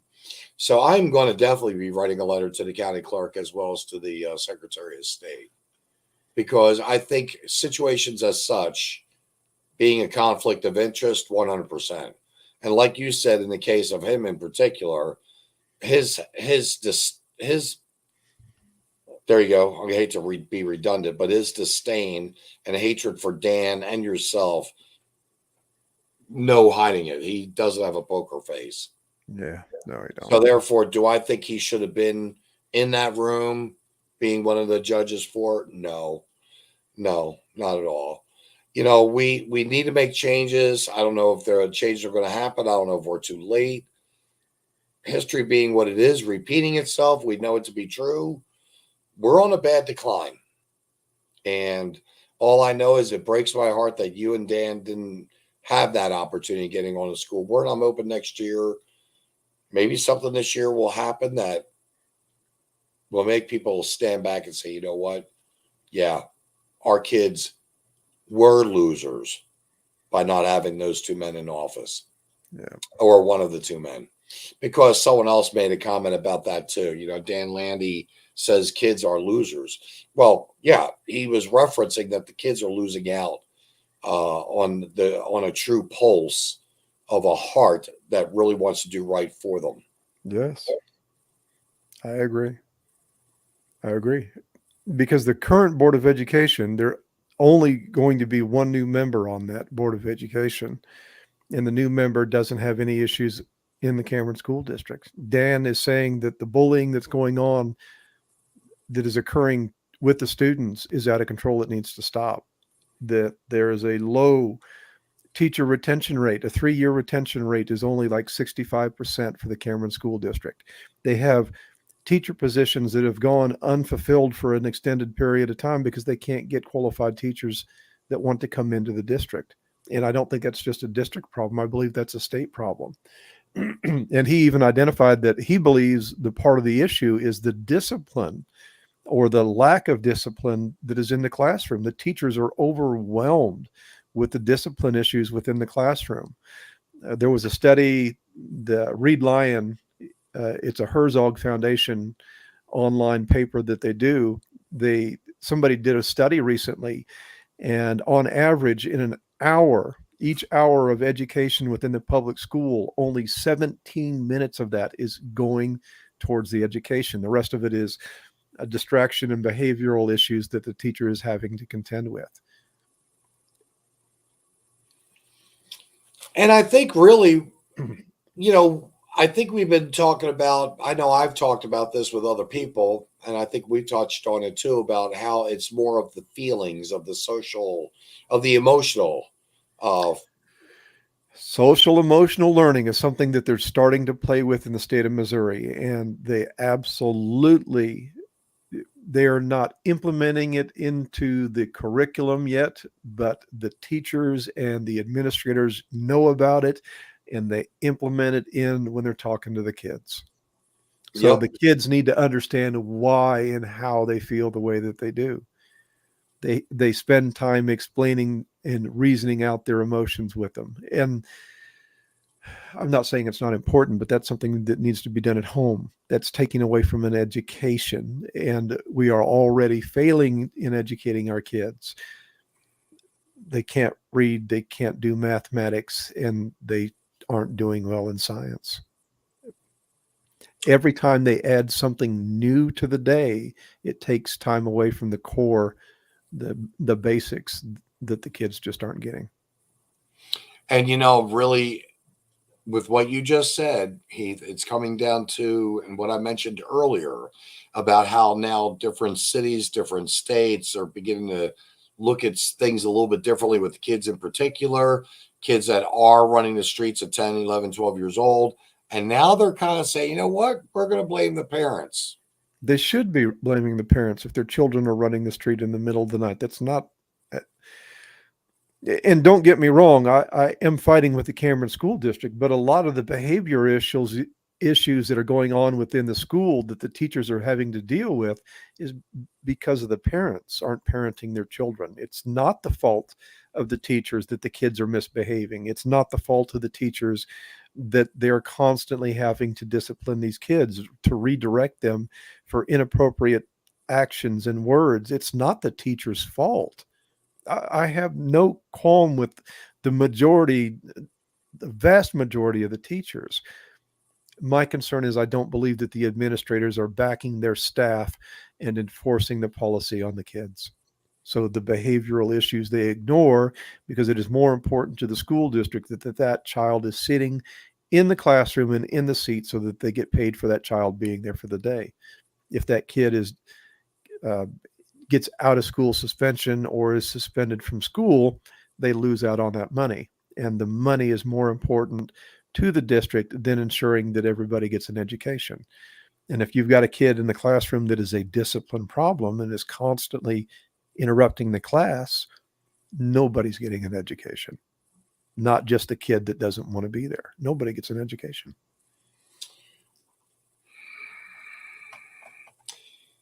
You've made me kind of think a little bit more here.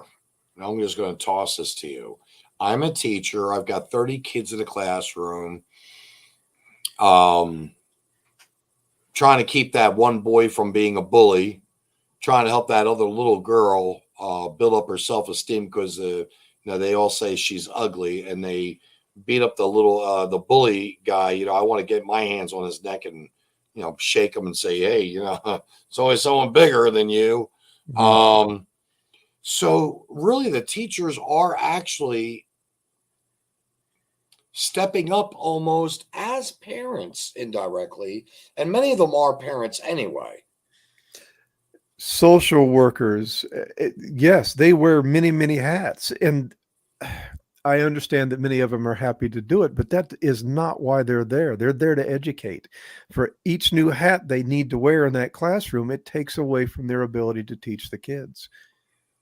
They have social workers in our schools now that go in and sit down with the kids to talk about how they're feeling and the way that things are going in their life. Why is that the responsibility of the school district? That's that's just it. It shouldn't be. Right. And Sorry. well, the thing is, you drop your kid off, say at 8 o'clock in the morning, you pick them up at say 4 o'clock. I don't know what the hours are, but 4 o'clock. So you go to work. Hopefully, you get to pick them up, and you go home. You try to have somewhat of a normal life, dinner, or whatever. But I think it's just coming right back down to family. It is. And with what we're experiencing right now, in certain ways, I look at certain cultures that have crossed the border illegally. They are criminals. They're here wrongfully. And yet I do, and I'm thinking about the South Americans and the Mexicans, Mexican people in particular. I know their faith in God is strong for the better part across the board. Of the many families that I've met, they're all very God's number one, families number two, and they're hardworking people across the board. But that's where families are coming together, and yet we have so many that have come across that are not family geared oriented at all. Single men, very fit, able to literally create chaos everywhere they go. Military age men. Military age men, very nice. Thank you. Good way of putting it. And here we have our society that's already fractured and broken. Foundations are cracked left and right of families. I believe it's going to get worse. I believe even if Trump gets put in there, for instance, if Trump gets to be placed into office again, I hope he does. He's going to be a stern man. I don't think he's going to be pulling any punches. But that's what we're going to need. We need those strong leaders. You and Dan would have been a very good, strong leader. Not that you were opposing them, but that you were enlightening the community. And sadly enough, the community decided to just put blinders on. Yeah. And that's on them. So I thank you for everything you've been doing, by the way. Everything you guys have done. Both of you, Heath. Part of me wished I had maybe even, because I did. I reached out to you minutes into the show. In fact, I think I was already a minute or two into the show. Right. I had no idea I was coming on or what you wanted to talk about. I'm like, oh, here we go. This might be interesting. Well, we've got a lot of good actors in Cameron that aren't getting recognized. We've got a lot of good people in Cameron. And we have a few bad people in Cameron that we have got to, well, I didn't think it was going to be quite I didn't think Jimmy Potts was going to be quite. I didn't see this one. I will say that. And I'm not supposed to gloat, but believe me, there's no love loss here. I'm not going to say there is. I can't lie to you, and I'm not going to lie to anyone. I'm very I glad. believe that man is partly responsible for the opinion that the community has of us. He wrote horrible things that were not true about us. He would not allow anybody to submit an opinion letter that said anything that was decent about us. It was attack after attack. He didn't cover any of these fights that we have with the school district fairly. He would interview the school board member or the superintendent after a meeting on an issue about the books, and we'd be standing in the hallway and he wouldn't even ask us for a comment. He was uninterested in our side. He only wanted to push one side.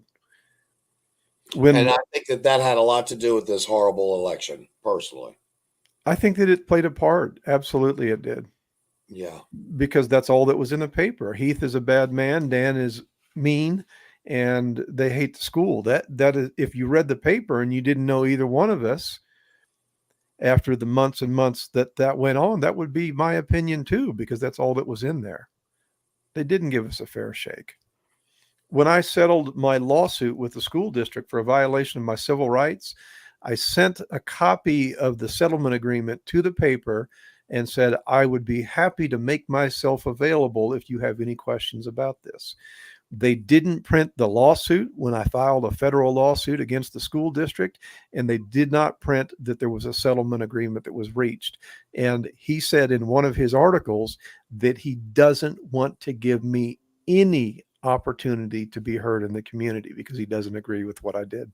And how many tax dollars did you receive, Heath? I mean, you raped. Didn't you rape Cameron? Well, with everything in there, I didn't get a single penny. Oh, I'm sorry. I've heard on the internet, Cameron Community Forum and Unfiltered, all. I'm sorry, you didn't get any money? No, I didn't get a penny. And yet everyone runs around saying you made money. Yes, and that it was a frivolous lawsuit. You have found yourself fairly recently needing to have an attorney to represent you. Let me tell you how my experience went with my attorneys. They received the documentation that I have of everything that it occurred. They listened to because I recorded it. So I had proof of what happened that day. And my recording completely disproved the narrative of the school district.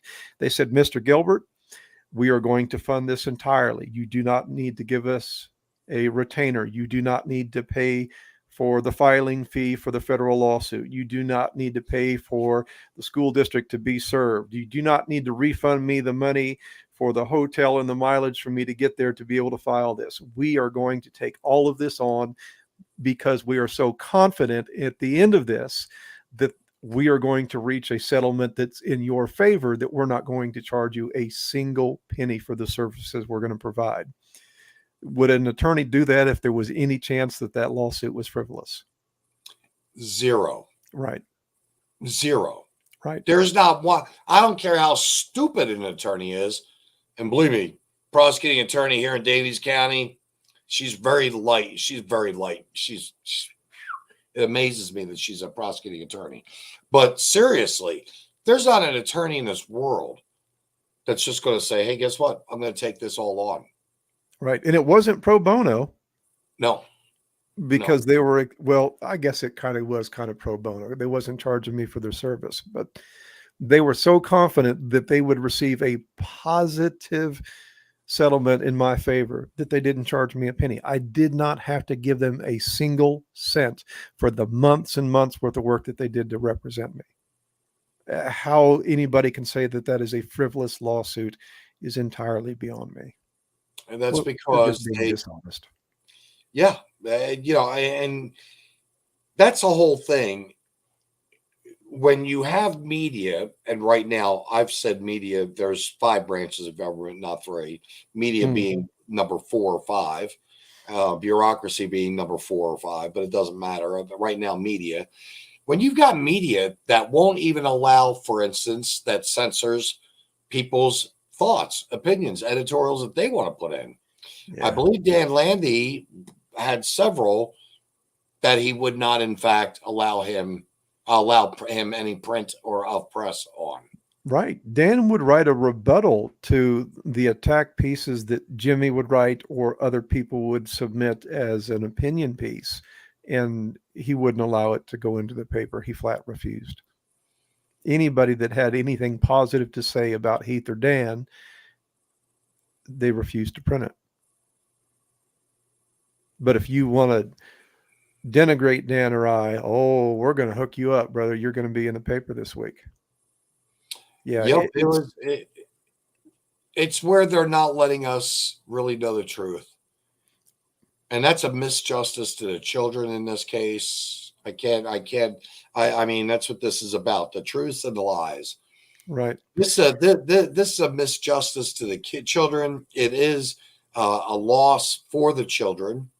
Not that the children themselves are losers, but they definitely are not any better because of what has happened. Right. They're not any better. To have a rubber stamper in Jackie Peck and a go along, get along, I'm positive that's what Ryan's going to be. I don't care about how good a person he is, so on and so forth. I just don't see him having the open mind for us to say, hey, Dan, I want to sit down and have lunch with you. Let's talk about the school board. That would be because he initially blocked, what's this? Was this blockage of positive coverage at the whim of Mr. Putz? Yes, he's the editor, or was the editor of the paper. It was at his sole discretion. Yeah. And oh, here you go. Ruth just wrote this. They do it everywhere here on Facebook, and look at Trump hiding the truth. And they are right now. They're actually gag ordering. I don't know if you know this, Heath. The family members of all the attorneys. Can you imagine that? How is that not a violation of their First Amendment right? That's nationally, and this is locally. We can't do anything in D.C. You and I can't. Like to think we could, but right now we don't have that power, clout, what have you. I agree. But we've got to deal with our community. And I just say personally, sir, full steam ahead, full bore. Let's not stop. We know we've got them way on the ropes bouncing, and they are on the ropes bouncing. They're caught up. There's no way that they could get away from this in the long run. It's just persistence and patience, I believe, are going to be the two P's of this situation. You know, they're going to get caught. Something's going to happen that's going to be big enough that the town, I believe, Cameron, is going to say, you know what, we're done with this. There is something to look at here. You know, I'm not convinced of that, Vincent. Do you know any Dallas Cowboy fans? Yeah, my brother. Okay. And if you asked him who the best football team in the nation is, what's he going to tell you? Okay, you The catch Dallas me with Cowboys. Yeah, Dallas Cowboys, right? When's the last time the Cowboys won a Super Bowl? I don't know. They have an emotional tie to these things that they love. And I think that the sports analogy applies to our school district. These people have an emotional tie to the Cameron School District, and they are unwilling to admit that their team hasn't won a Super Bowl in a long time. If you're going to be the best team, you've got to win some Super Bowls. And if they've not won a Super Bowl, you can't honestly argue that the Cowboys are the best team in the nation. They can't be if they're not winning a Super Bowl. Okay. And because Dan and I are saying the school needs to change, we're attacking their school idol here. They have an emotional reaction to us saying we have a bullying problem. Well, my team doesn't have a problem. My team is perfect. We have a low grade level proficiency rate in our school district. Well, not my school district. My school district's the best one in the state. They can't back it with anything. They just have that emotional response to somebody denigrating their favorite team. I think that is what we're seeing. You know, that's kind of That was very clever of you, Heath. I like that about you. I think that's one of the things I really like about you. Quite clever. Because by you giving that little situation, little attitude, please. I have a son who's 14 that thinks he's gay. I love my son. He can't do any wrong. But guess what? I'm gonna play along with his game. I'm gonna go along with his lie, with his deception. I'm gonna promote and push and endorse this because I love him so very much. What's going on, Kimberly? I love him so much. But if I were to do that, that would be wrong of me to abuse my son and to support that rather than say, son, we need to go get some help. Let's look into this a little more. Right. And so many parents are just willing to say, oh, I think it's kind of cute that my daughter's gay or my son's gay. I mean, it's like a social norm. Yes. And I think a lot of that also, though, is the fact that there are no morals. Morals have been brought down throughout our communities. Yes. The values of again, respect, love, caring, concern, of the real truthful things that are going on. Just that simple, Heath, is there anything you'd like to say? Because we're going to wind this down another 10 minutes or so. Oh, we've talked about many different things. And I don't know that we mentioned that Jimmy Potts has left us. He left the state today. So we have lost the pillar of our community, Mr. Jimmy Potts. He has no control with the paper anymore. It's going to be a devastating loss for our little community. Yeah, I know. I'll be, well, we have a replacement, Jamie Honeycutt of the Clinton County Leader. Thank you. I was just ready to look over for the newspaper. Clinton County Leader. We do have a possibility of another press man coming in that wants to, I guess, step in to fill out and help out the Cameron Citizens Observer in having that Clinton County Leader come in newspaper. I'm just going to hope that this individual will be a little bit more middle of the road. Yes. Try just the middle of the road.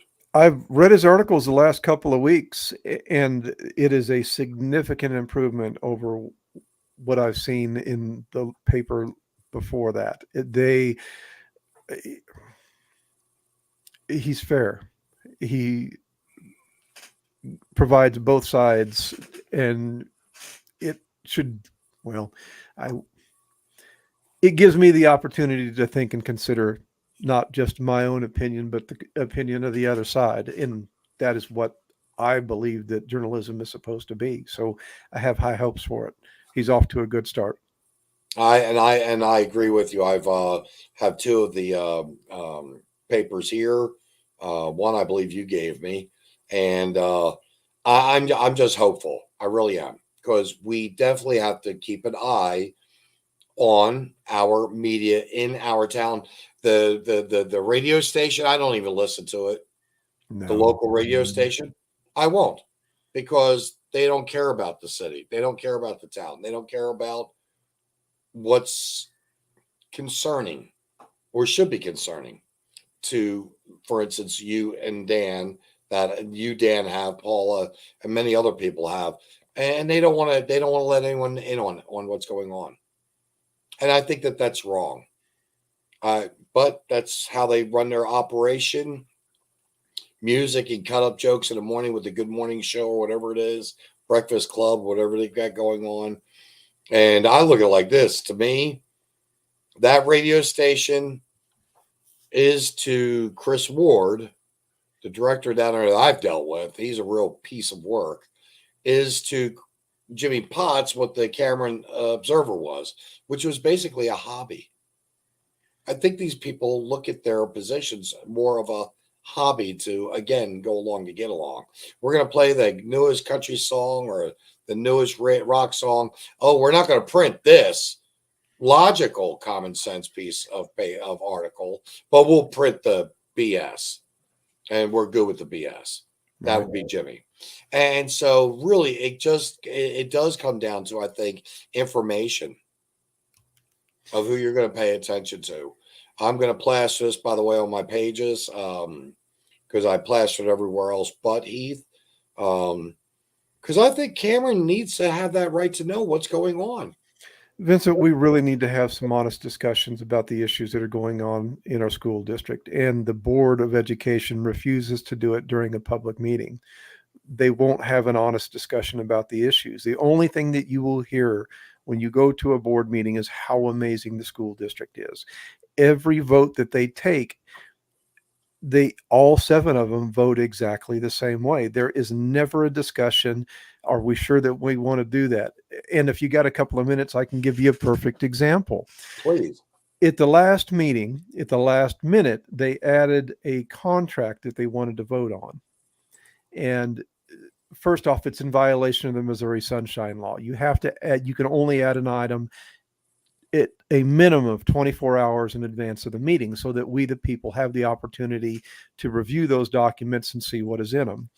The contract wasn't big. It was a 3-page contract. And the board didn't discuss it openly in the meeting at all. They started that portion of the meeting by saying, okay, anybody from the public have a comment. So they invited us to come up to the podium to speak about this contract, and we've not heard the board discuss anything about the contract. They had a gentleman that was there that night to explain the contract and answer questions for the Board of Education. They forced us to speak about the contract before any discussion was held about the contract. And we would have to guess at what they were going to talk about.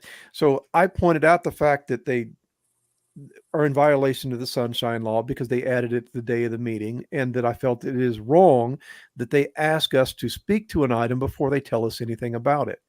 During the discussion for that meeting, one of the board members asked the question, well, what are our options for renewal of this contract after the 5-year, $23,000 contract is up?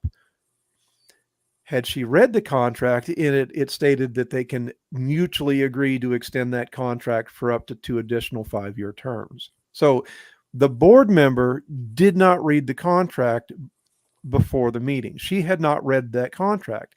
Had she read that contract, she wouldn't have had to ask the representative from the law firm what their options were to renew. During the discussion, again, this is after the public comment period for the community. After that has ended, my only opportunity to point out that there's inconsistencies or a concern with it, one of the board members asks the superintendent if there are any other companies in the state of Missouri that offers a similar service. He didn't even know. So I believe that the superintendent and the Board of Education have a fiduciary responsibility to the taxpayers to spend our money wisely. They asked one company to quote them a price to provide this service to the school district. They didn't even look to see if there were any other companies out there that provide that service. Perhaps it could have been a better service for less money. We don't know, because they agreed that night to sign that contract. They also said during that discussion that they have 2 months in which to decide to sign that contract for it to be able to be rolled out for this school year, this upcoming school year, like they want to do. So there was no rush. And even after the board learned that there is another company, because the man that was there to represent his company, they asked that man, are there any other companies in Missouri that offer that service? He named one of his competitors for him. And even with the name of that company, they didn't say, you know what, we need to hold off on this contract until we can talk to that company. And because I was forced to talk about that contract before the discussion was held, I can't point out, wait a minute, It doesn't appear that you read the contract. Why are you going to take a vote on signing it or not if you haven't read it? There's another company out there that offers a similar service. Why are we going to sign this contract tonight if we haven't checked to see what that other service is and what the cost is? Before the meeting started, I asked the school board president, have you gone through any of the sample documents of what we're going to be buying with that $23,000 to see what you're getting with that contract? And she looked at me like I was crazy and said, no, Mr. Gilbert, we're only here tonight to discuss the contract. We haven't looked at any of those policies. So they don't even know what they're really getting for that 5-year commitment in a $23,000 price tag. And part of that contract, it requires the school district to retain this law firm as their legal counsel for any school district related issue. If they sever their contract or they sever the services, the legal services with this law firm, that contract, that 5-year, $23,000 contract immediately becomes null and void. The school district is required to retain this law firm as legal counsel as part of this contract to provide policies to the school district. That's unbelievable. Right. And they made these decisions without any input from the community and without even allowing us to hear the discussion before they give us an opportunity to address them. They don't want our input. They don't want to hear what we have to say. What we have to say. Right. And that is the third meeting where I have gone before them and stated, this is immoral that you require me to speak to you about these items before I know anything about what you're going to vote on. I can't speak to the item because I can't read your mind. And they still continue to do it. Wow. Yes, you and I had talked about that. I just don't understand why parents are so willing to just say, hey, blindly, here's my kid. I'll pick him up in 12 years. Because if you listen to the school board meetings and you listen to the Board of Education, we are the absolute best school district in the entire state. Everything is amazing. There are no problems. Everything is wonderful. Well, you did say that they open up with awards and gifts and all kinds of salutations amongst themselves. They do. And to me, it's just a joke. It's like the Oscars this month will be the Oscars. Coming up next month will be the Emmys. The one after that will be the Global. They all get certificates. They all get Dragon dollars or something. And it's just, to me, it's just horrible. It's just flipping horrible what they're doing. You know, a $30 million amphitheater. And I'm assuming, Kimberly, that was a public school. That doesn't surprise me. This little school got an $8.7 million amphitheater, while less than half of the kids are grade level proficient in reading, math, and science. We spent $8.7 million just on a performing arts center that maybe a quarter of the students will ever really use. Where are our priorities? It's not in education. It's in the experience while they're there. It's sad. Well, and I'm a mean man for saying it. Heath, you are a mean man. And I am too, you know. Oh, you're meaner than I am. You use more naughty words than I do. I only put them on my shirt and my posters. Yeah, and no truer words were mentioned in the past hour and a half to 2 hours of this podcast, except for that statement right there. Thank you. Yes. Well, you gave me that quote, and I didn't want to really talk about the news around that's going on, except what the news is in my life going on here. Because again, I think getting a little bit more direct to the point of what's going on here in Karen, in hopes of making a good positive change, is more important to me right now, because I can't do anything else anywhere else around the country. I can't do a damn thing, and neither can you. But we can try to make the changes that we know are right or to be in the right direction, challenge situations as they come into our laps, and either realize that we can be part of the answers and the solutions, or we can be like these knuckleheads, as you like to use that phrase. By the way, thank you. Be part of the problem, which a lot of knuckleheads are, obviously. Yeah. Again, for them, someone to say, "Oh, that was a frivolous lawsuit." It doesn't go federal if it's frivolous. Not very often. And you And certainly don't especially have with, the attorney say, we're going to do this at absolutely no cost because we're so confident at the end of this, we're going to get a settlement that's going to be in your favor. Mr. Gilbert, we're going to cover all of your attorney costs. and really, you really truly could have, Heath, you could have said, "Hey, I want X amount of dollars on top of it," and that's where the big stink would have come in at. You know what I mean? But that's not why I was doing it, Vincent. I was doing it to protect the rights of the people that follow behind me so that they don't have to go through the same nonsense. And you know what, Kimberly? I think I'm going to put this up here from you. Thank you. She says that she prays she says, "I pray I have awakened a few on the journey." And I think that that's what you and I are about, Heath, is waking people up on this path that we're walking on. Not that you have to agree with us, but you can definitely say, you know what, there's something fishy in Denmark. Yeah. Well, look at how many people you've seen that have come in and sit down and heard and looked at the documents that I've got and have changed their mind and agreed that there's a problem in the district.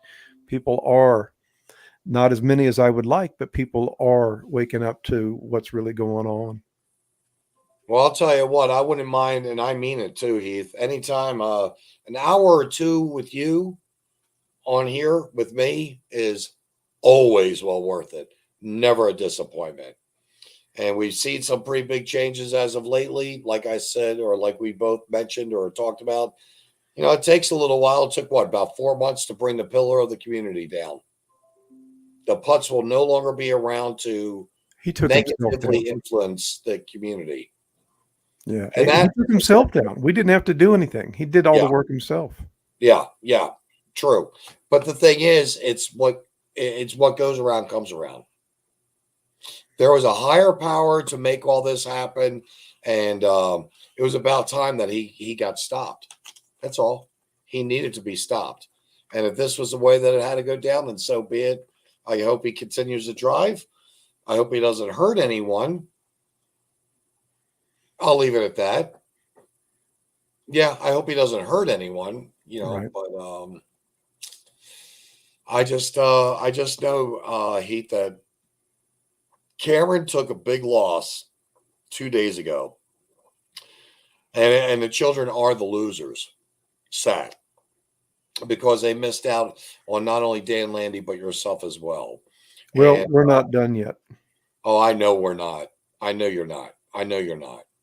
And I want to thank you for taking this time. I hope you got a good bit of it off your chest that you wanted to. Yeah, I did. And hopefully next time, give me a little advance notice and let me know what we're going to discuss. I came in here completely unprepared. So, booyah. That's just called sheer honesty and truth. And that's fact, folks. I started the show and then asked him to come on. So, thank you, Heath, for taking this time. And I mean that. And I'll definitely, hopefully, have that opportunity to bring you back. Let's get this shared on our Facebook pages somehow, some way. And let Cameron know there's always next year. Oh, we're not going anywhere. We're not going to go away and lick our wounds. We're going to get back up. We're going to learn from what happened, and we're going to come back stronger. And we are going to continue to make needed and positive change in the Cameron School District. Thank you, sir. Thank you so very much. I'm going to let you go now, Heath. Have a good night. Yep, you too. Folks, seriously, I didn't even want to do a show today.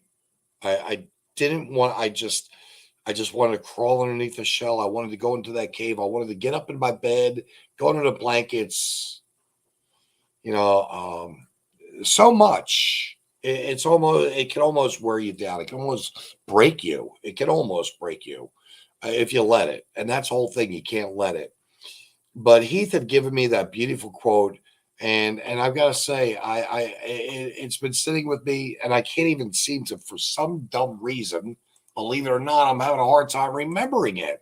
I can usually remembering it, but truths sound like hate to those who hate the truth.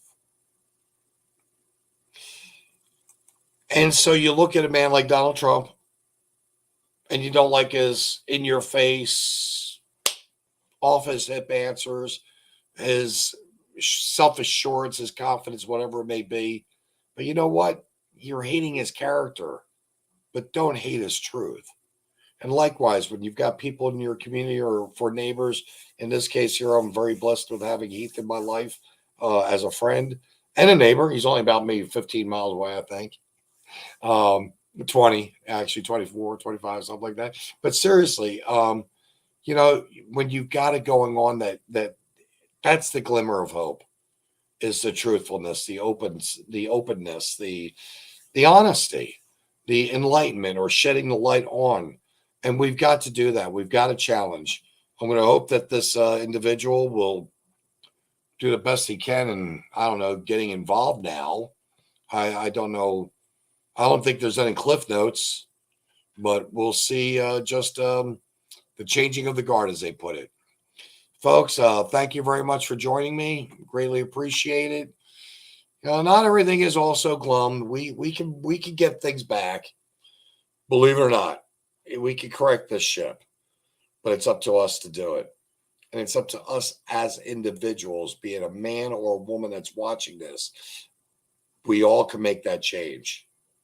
We just have to know that we do it for the right reason. And in this case here, with what we feel, it's our education. It needs to be saved.